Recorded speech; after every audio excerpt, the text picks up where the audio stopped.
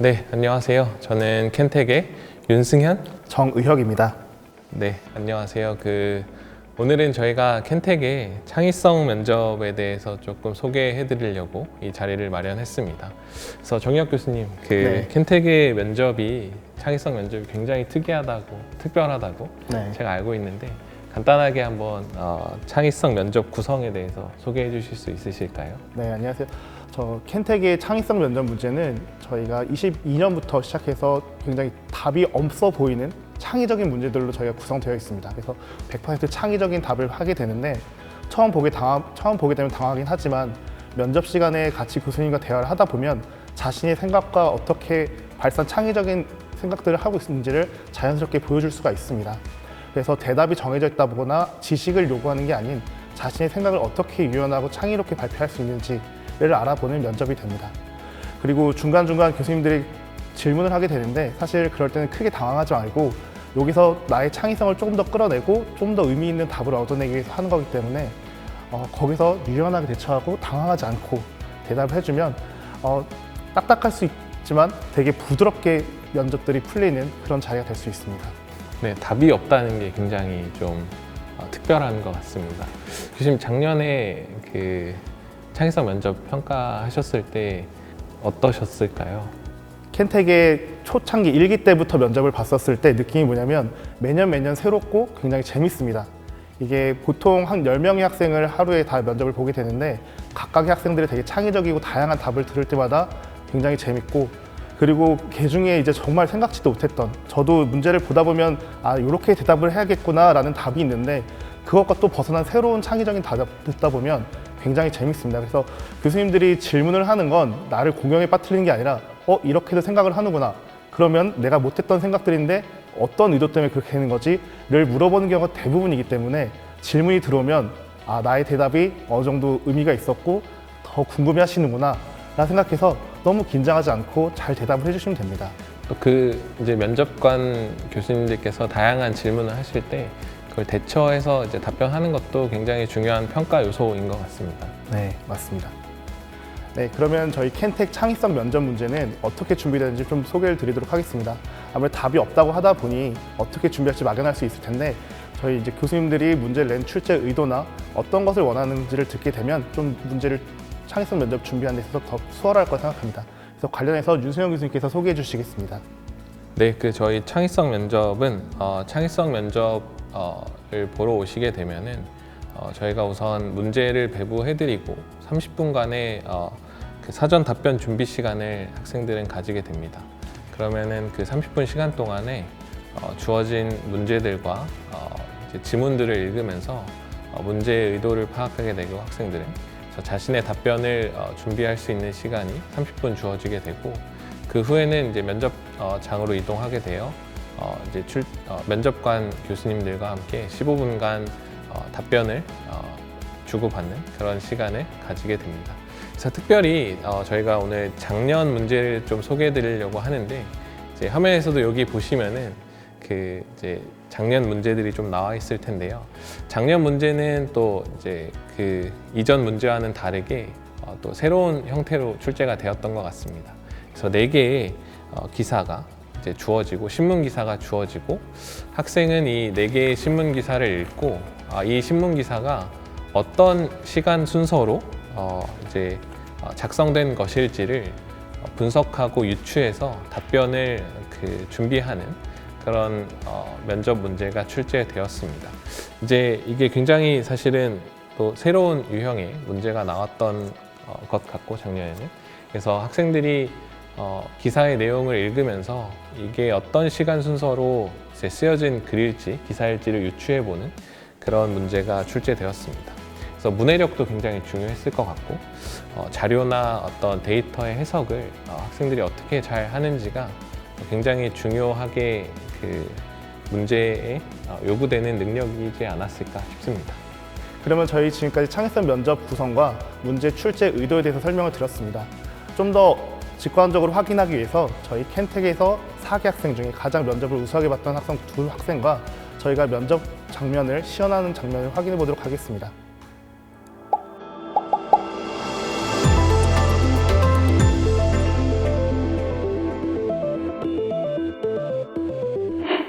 저희 켄텍 4기 이수민 학생과 작년에 나왔던 면접 문제를 가지고 면접 현 상황을 시연해 보도록 하겠습니다. 아무래도 새로운 면접관과 또 새로운 환경에서 하다 보니 더욱더 창의적인 답이 나올 수 있을 것 같습니다. 그러면 이수민 학생, 저희 준비된 문제에 대해서 답변을 먼저 해줄 수 있을까요? 네, 답변 시작하도록 하겠습니다.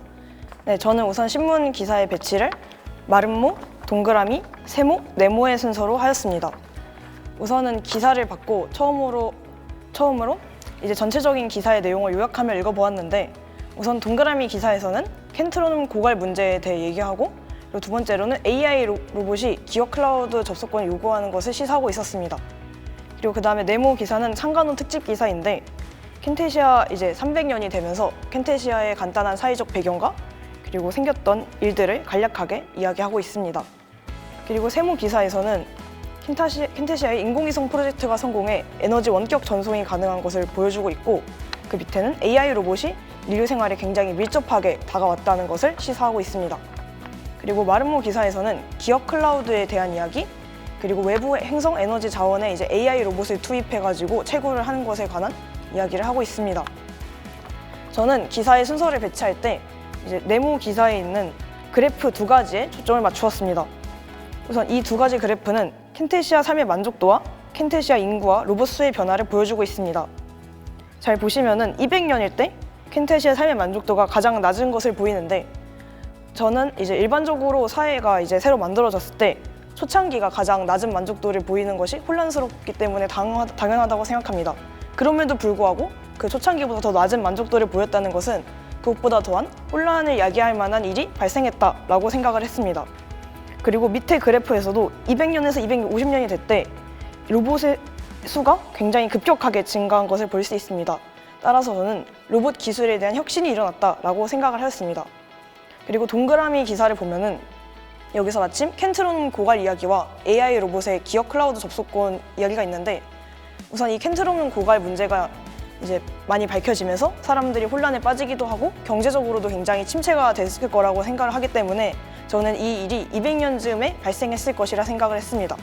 그리고 이 밑에 AI 로봇의 기업 클라우드 접속권에 대해서 많이 얘기를 하다가 이것이 허용되면서 AI 로봇이 이제 인간 생활에 더 밀접하게 다가오면서 로봇의 수가 더 늘어난 것이라 판단을 해 이 동그라미 기사가 200년쯤에 일어났다 생각을 하게 되었고, 여기서 기업 클라우드에 대한 이야기를 하고 있기 때문에 기업 클라우드 기술에 대한 배경이 나온 마름모 기사가 동그라미 기사보다 더 앞에 일어난 일이라고 생각을 하게 되었습니다. 또 밑에 AI 로봇 관련 기사가 작게 나와 있는데, 여기서는 AI 로봇을 행성 탐사에 사용을 하지만 로봇에 대한 굉장히 뛰어난 기술력에 대한 이야기는 많지 않고 그냥 단순하게 그냥 인간 없이 자유로고 작업을 할 수 있다라고만 언급이 돼 있어서 이때는 굉장히 고도의 AI 기술보다는 그냥 좀 더 일반적인 AI 로봇이 사용되고 있었을 것이다 라고 추측할 수 있었습니다. 그리고 이 이후에 이제 또 인류의 삶의 만족도가 증가하고 이제 로봇 수도 증가한 것을 봤을 때 이제 이 켄테시아 역사 이제 인공위성 프로젝트가 성공하고 AI 로봇이 많이 나온 것이 250년 즈음이라고 판단을 하게 되었습니다. 이제 켄테시아 요 에너지 원격 전송 프로젝트가 성공하면서 이제 주식이라던가 여러 가지 경제적으로도 많이 성황을 할 거고, 따라서 삶의 만족도도 점점 올라간 것이라 생각을 하였습니다. 그래서 이제 300주년에 이 사건들과 많은 일들을 정리한 기사가 나왔을 것이라 생각해 이 순서로 배치를 하였습니다. 네, 아주 잘 설명을 해줬는데 그 이제 빨간색 네모 기사에서 맨 위에 창간호 특집 기사라는 그 이제 소제목이 있는데, 혹시 요거를 면접 문제를 푸는 과정에서 이거를 봤었고 이게 어떤 의미로 다가왔는지 한번 설명해 줄 수 있을까요? 사실 창간호라는 뜻은 어떤 전기 간행물의 첫 번째 호라는 의미입니다.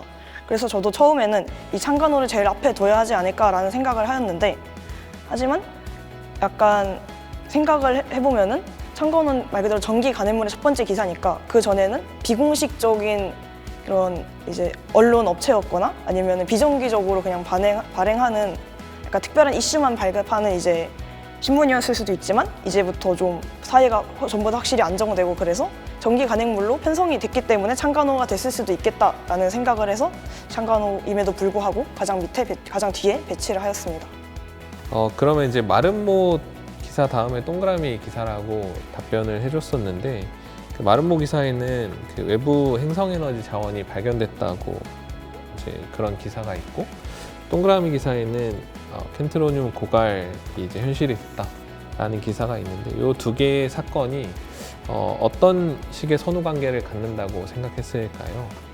일단은 이제 고갈 문제가 발생하기 전에도 아마 이미 행성 이주를 한 상태이기 때문에 이제 사람들이 또 다른 행성에 대해 탐사하려는 의지가 많을 것이라 생각해서 기본적으로 탐사를 진행하는 것이라 생각을 하였고 이제 외부 행성 에너지 자원을 발견해서 이제 탐사에 AI 로봇을 투입하는 것에 대해 논의하는 단계였는데 이런 과정은 굉장히 오랜 시간이 걸리는 것으로 알고 있기 때문에 이렇게 논의하는 중에 이제 켄트로늄 고갈 문제가 좀 더 대중들에게 크게 나오게 되는 일이 발생했다라고 생각합니다. 네. 지금 보면 문제가 두 가지 이슈가 구분이 돼 있어요. 시간 흐름대로 했었지만 첫 번째는 에너지 문제였고 하나는 AI 문제가 될 거예요. 각각을 놓고 봤었을 때 먼저 AI를 보게 되면 제가 한번 반문을 해보겠습니다. 처음은 AI 로봇 투입 논의에 대한 거라 어떻게 보면 지금 로봇은 단순히 도구적인 입장에서 사용되고 있어요. 근데 그 다음부터 이제 클라우드 접속권이라는 건 약간 이제 인간과의 소통과 좀 그런 인간적인 면을 좀 강조하는 쪽으로 AI가 발전되고 있는데 다음 마지막 부분은 이제 또 그런 게 없이 또 도구적인 면으로 넘어가게 됐어요. 순서상. 이거를 어떻게 좀 논리적으로 설명을 할 수 있을까요? 네, 여기선 약간 저도 흐름적으로는 그렇고 이게 도구로 보일 수도 있지만 기사 내용을 자세히 보면은 아이들에게 이제 감정적으로 어려움을 겪는 아이들에게 위로와 격려를 건네기도 하고 거의 로봇을 이제 가족처럼 여기거나 굉장히 가까운 관계가 됐음을 보이고 있기 때문에 단순히 도구라기보다는 좀 더 가까운 존재가 됐다고 생각을 합니다. 그래서 흐름적으로 크게 어려움은 없을 것이라 생각합니다. 그렇군요. 그럼 이제 에너지적인 문제를 한번 보면 지금 이제 이수민 학생이 제시한 순서대로 가봤을 때 처음 그 마름모가 처음이라고 제시를 했는데 그럼 이 순서대로라면 이 시뮬레이션상 이 외부 행성 에너지 자원 발견을 AI 로봇을 투입했을 때 성공했을지 실패했을지 예상해 볼 수 있을까요? 여기서는 AI 로봇을 투입했을 때 이제 채굴까지는 가능했을지 몰라도 그 채굴한 이제 자원을 켄테시아까지 운반하는데 그 운송에 어려움이 있었을 것이라 생각이 듭니다. 근데 이제 나중에 이런 원격 에너지 전송 시스템이 생기면서 이 문제를 좀 더 해결할 수 있을 것이라. 네, 그렇겠죠. 아무래도 실패였으니까 전송 시스템을 개발을 했을 거고 성공한 게 그 다음으로 나왔을 거예요. 아마 그 순서대로 가는 게 맞았을 것 같습니다. 그래서 아까 사실 창간호라는 의미가 하긴 하지만 앞에 거가 그렇게 오피셜한 기간이 아니라 있어서 한 건데 그럼 그 300년에서 냈었을 때는 어떤 의미로 낸 걸까요? 300년에 냈었을 때는 지금까지 에너지 고갈 문제를 심각하게 겪기도 했고 앞으로도 지속적으로 행성을 운영을 해야 되니까 사람들이 이거에 대해 경각심도 갖고 에너지를 사용하되 지속 가능한 발전 방향으로 에너지를 사용하자는 좀 의미도 많이 담아준 것 같습니다. 그래서 이제 여기 마지막 문장에도 인류가 이제 지속 가능한 방법을 찾아야 할 때라고 하는데 이게 에너지를 외부 행성에서 가져와 가지고 전송을 하더라도 아직은 어떻게 보면 한정적인 에너지를 사용하는 것이기 때문에 이 문제를 해결해야 한다라는 메시지를 담고 있는 것 같습니다. 그리고 이제 마름모 기사가 첫 번째 기사라고 이제 이야기를 해줬었는데 그 이제 외부 행성에 AI 로봇 투입 논의라는 기사가 난 걸로 봐서 AI 로봇이라는 게 굉장히 좀 보급화되지 않았을까요? 이제 그 시간 순서상 마름모가 뒤쪽에 왔어야 되지 않았을까라는 좀 고민을 해봤었나요? 아니면 어떻게 생각했었나요? 이런 탐사에 AI 로봇을 사용한다는 것 자체도 이미 충분히 AI 로봇이 많이 발전했다는 느낌을 받았습니다. 그러나 우선은 사실 인류가 그 행성 이주를 할 정도면은 그 전에도 AI 탐사에더라도 AI 로봇을 사용했을 가능성도 있고 이쪽 우주 탐사 분야에서 AI 로봇 발전이 좀 더 빠르게 일어났을 것이라 예상할 수 있기 때문에 좀 더 앞에 있어도 흐름상 문제는 없다고 생각합니다. 그럼 이제 마지막 질문으로 이 이후에 켄테시아라는 행성에 발생할 이슈들과 어떤 문제들이 이제 앞으로 발생할 건지 혹시 예상해 볼 수 있을까요? 일단은 이제 로봇의 수가 굉장히 증가했기 때문에 이제 이 로봇의 뭐 폐기라던가 로봇 관련 자원 활용 문제 같은 게 발생할 수도 있을 것 같고, 또 이제 그런 기업 클라우드나 이런 것도 많이 상용이 되고 있으니까 이와 관련한 범죄 현상 관련 문제들이 많이 일어날 것 같습니다. 에너지적으로는 그럼 이제 인공위성 프로젝트 해결됐으니까 더 고민할 건 없다고 생각하나요? 아니요, 에너지적으로도 아까 앞에 문항에서 답변해가지고 조금 뺏긴 했는데 이제 좀 더 지속적인 에너지 활용이 가능한 기술을 개발해야 할 것 같습니다. 그럼 좀 추가 질문으로, 아마 이제 켄텍에 지원을 했었고 지금 한 학기 이상을 했었으니까 인공위성 프로젝트라는 거는 생산과 전송까지는 해결이 된 문제인 것 같아요. 그럼 그 다음에 남은 거는 어떤 문제가 남았을까요? 일단은 여기서 얻은 에너지 자원은 저희가 이제 사용하는 켄트로늄과는 또 다른 자원이기 때문에 그 약간의 많은 차이가 있을 수도 있고, 다른 에너지원에서 얻은 에너지가 그걸 가공하는 기술이라던가, 또 저희 지금 에너지 기술도 각각 다른 분야에서 사용하는 에너지가 있는 것처럼 이 에너지를 어느 분야에 사용해야 가장 효율적으로 활용할 수 있을지에 대한 연구가 조금 있으면 좋을 것 같습니다. 네, 아마 이제 학생이라고 가정해서 이제 하는 건데 그리드 분야도 있다는 걸 알 거예요. 이게 아무래도 한 원점에서 생산되는 에너지이기 때문에 이 행성의 크기가 얼마일지 모르지만 이걸 배분하는 문제도 아마 꽤 큰 문제가 될 겁니다. 아마 그런 문제까지 같이 고민을 해주면 좋을 것 같습니다. 네. 그 답변하느라 수고 많았습니다. 감사합니다.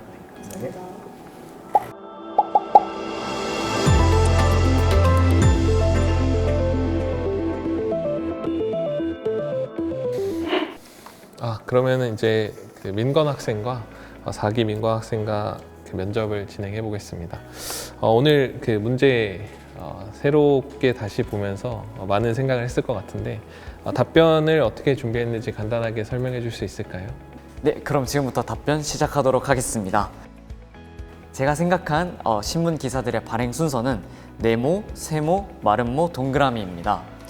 저는 각 신문들에 대해서 핵심적인 내용 요약과 키워드를 중점적으로 기사를 분석해 보았는데요.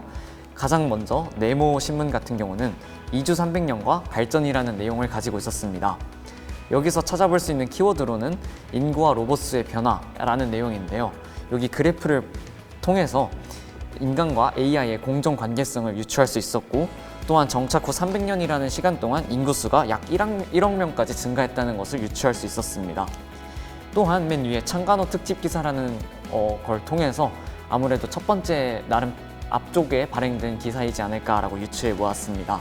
다음으로 세모신문 같은 경우는 거대 인공위성과 AI 기반 사회라는 내용인데요. AI의 활용, 그 다음에 켄트로늄의 대량 소모, 마지막으로 무선 에너지 전송이 키워드로 생각해 보았습니다. AI의 활용 같은 경우는 기술의 발전을 알 수 있었고, 그 다음에 켄트로늄의 대량 소모 같은 경우는 에너지 고갈이 아직 일어나진 않았지만 우려가 되는 상황이라는 것을 유추할 수 있었고, 마지막으로 무선 에너지 전송이란 걸 통해 앞으로 고갈이 우려되는 미래 속에서 새로운 가능성을 제시한다고 생각했었습니다. 다음으로 마름모 신문 같은 경우는 기업 클라우드에 대한 사회 문제와 새로운 자원이 발견되었다는 내용인데요. 일단 사회 문제를 통해서 아직 개발 직후의 상용화 단계에 있는 기업 클라우드의 문제를 제기하는과 동시에 충분한 사용자를 초기에 확보하였다라는 내용을 통해서 상당히 앞쪽 부분에 일어난 내용이라고 생각했습니다. 또한 창간호 특집 기사를 통해서 300년쯤에 인구가 1억 명 정도 도달했다고 유추할 수 있었는데요. 근데 초기 사용자가 약 100만 명 정도인 것을 감안하면 아무래도 조금 초기 개발 단계의 앞부분이지 않을까라고 생각했습니다.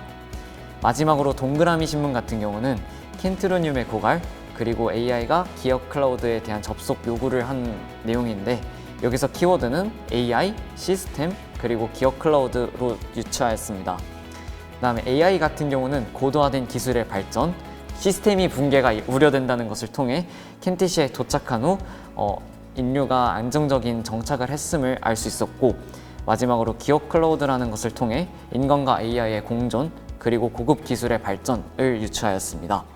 신문기사 4개 중에서 동그라미와 마름모, 그리고 네모와 세모가 크게 두 가지로 분류를 할 수 있었다고 생각했는데요.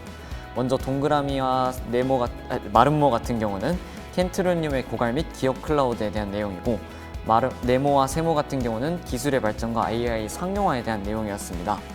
저는 그래서 네모와 세모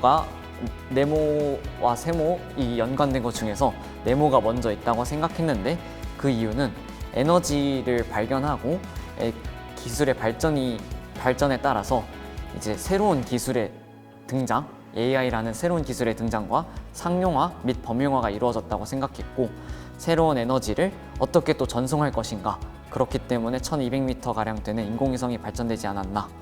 그리고 마지막으로 막대한 자원과 에너지를 통해서 기술의 비약적 발전을 이루었을 수 있겠구나 라고 생각했습니다. 그리고 마름모와 동그라미 중에서는 마름모가 조금 더 앞에 있었던 일이라고 생각했는데요.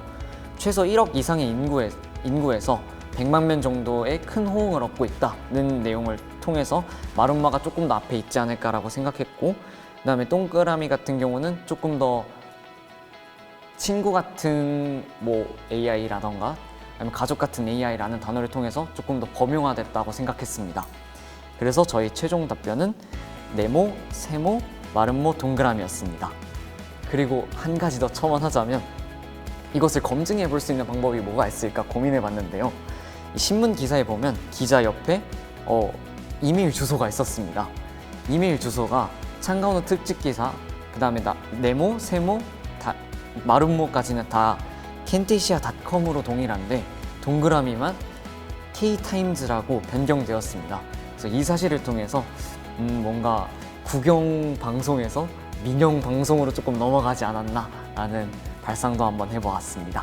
이상 답변 마치겠습니다. 네, 아주 답변 잘 들었습니다.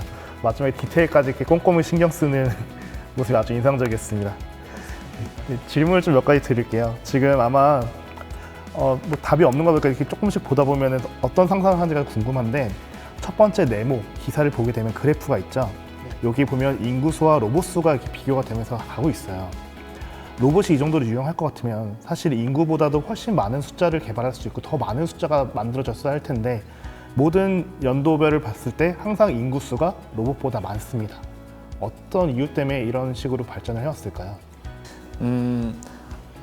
아무래도 새로운 환경에 정착하는 데에는 크나큰 에너지와 기술의 발전이 필요하다고 생각합니다.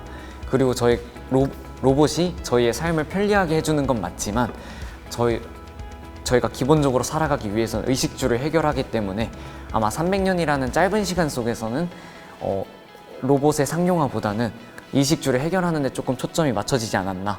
그에 도움을 주는 로봇의 개발을 중점적으로 했기 때문에 로봇의 숫자가 조금 더 적었지 않았을까라고 생각했습니다. 이제 세모, 마름모, 동그라미 이렇게 순서대로 이제 네모 다음에 오는 기사라고 설명을 했었는데, 이제 세모 기사에는 인공위성 프로젝트가 성공해서 무선으로 에너지를 전송할 수 있는 기술이 만들어졌다라는 기사가 있었고, 이제 그 다음에 다음 순서라고 얘기했던 마름모에는 에너지 자원을 많이 가지고 있는 외부 행성이 발견됐다라는 기사가 있었고, 그다음에 맨 마지막이라고 이제 이야기해줬던 동그라미 기사에는 켄트로늄이 이제 고갈되고 에너지 고갈이 굉장히 문제다라는 기사가 있었는데, 이제 무선으로 이제 에너지를 잘 전송을 할 수가 있고, 외부에 이제 굉장히 풍부한 에너지 자원을 갖고 있는 행성이 발견됐다는 기사가 이제 앞에 있었는데, 맨 마지막에 에너지 고갈, 켄트로늄 고갈이 문제가 된다는 기사가 왜 나왔을까요? 혹시 생각해 봤나요?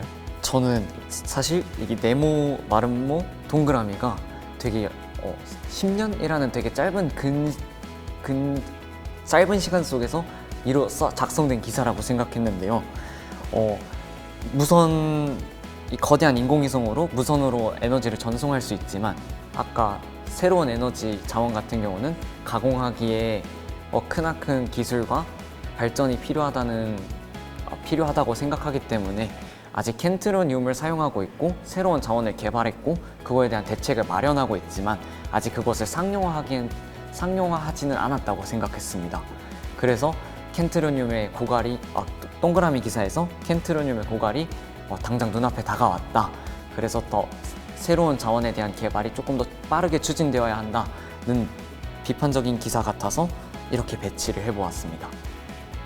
그 마지막 동그라미 기사에서 보면 AI 로봇에 관한 기사가 있는데 첫 문장이 최근 AI 로봇 처우에 대한 논란이라고 시작이 되어 있어요. 과연 AI 로봇에 대한 처우는 어떤 논란이 있을 수 있을까요? 어떤 종류의 논란이 발생할 수 있을까요?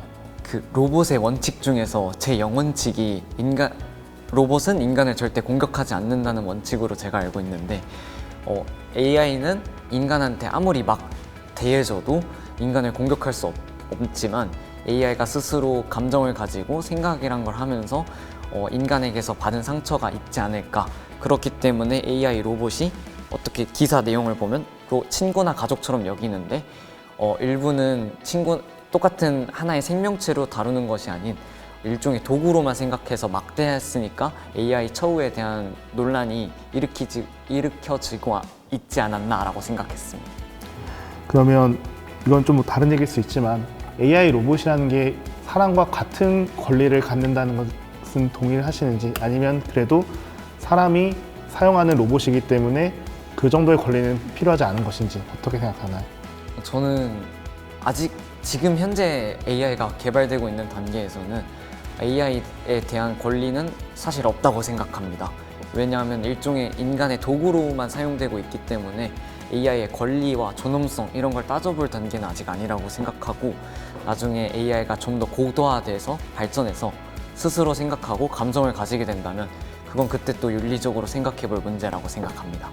이제 기억 클라우드라는 게 나오면서 로봇과 이제 인간이 기억을 공유할 수 있을까라는 이제 내용의 기사가 좀 있었는데, 기억 클라우드에 대해 굉장히 좀 새로운 개념인데 어떻게 이걸 읽으면서 받아들였고, 혹시 이런 진짜 기술이 있어서 다른 사람과 기억을 공유하고 할 수 있는 시대가 오면은 어떨 것 같아요? 저는 개인적으로 이 기억 클라우드라는 기사를 보면서 일론 머스크가 추진하고 있는 뉴럴링크라는 프로젝트가 생각났습니다. 이게 인간과 인간을 서로 연결시킴으로써 뭔가 IoT라든지 다른 사물들과 좀 더 빠르게 작용할 수 있고 생각과 기억을 공유하면서 뭔가 기술의 발전이 지금 일어나고 있는데, 이 AI 이 기술이 머지 않았다고 저는 생각합니다. 그 문제도 많을 수도 있을 것 같은데, 이런 문제들을 좀 사전에 어떤 문제가 있을 수 있겠다라고 생각해 본 게 있거나, 아니면 이거에 대한 해결책을 좀 같이 고민해 본 게 있을까요? 일단은 사생활 문제가 가장 클 것 같습니다. 내가 공유하고 싶은 기억도 있지만 공유하고 싶지 않은 기억도 있을 테고, 또는 공유받고 싶지 않은 기억도 있을 수 있지 않겠습니까?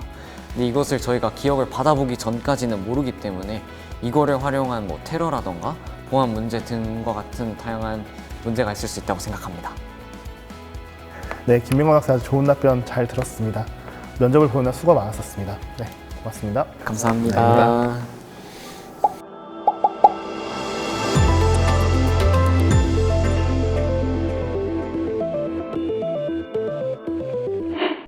네, 그래서 지금까지 2명의 학생과 저희가 이야기를 해보면서 학생들의 답변도 들어보고 또 질문을 더 할 수 있는 시간을 가졌습니다.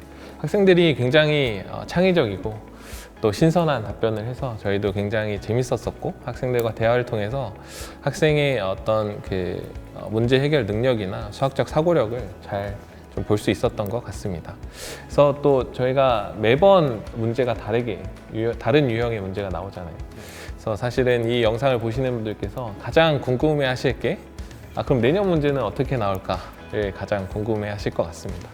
그래서 근데 저희도 알 수 없고 어떤 또 새로운 유형의 문제가 나올지는 모르지만, 사실 가장 중요한 거는 저희 창의성 면접은 정답이 없고, 이거를 학생들이 어떻게 본인의 생각을 잘 설명하고 설득하는가가 가장 중요한 것 같습니다. 그래서 내년에 문제가 어떻게 나올지 많은 기대를 해주시고, 어떻게 나올까요? 네, 저도 면접관이긴 하지만 문제지는 당일날 받아봅니다. 그래서 항상 그 아침에 면접을 보러 출근할 때 굉장히 설레면서 출근하게 되는데, 처음 받아보면서 오는 충격과 학생들과 인터랙션을 하면서 오는 그 신선함, 굉장히 좋았습니다. 그래서 올해 연말에 또 새로 면접을 보러 올 학생들은 어떤 학생들이 올지 굉장히 기대가 큽니다. 네.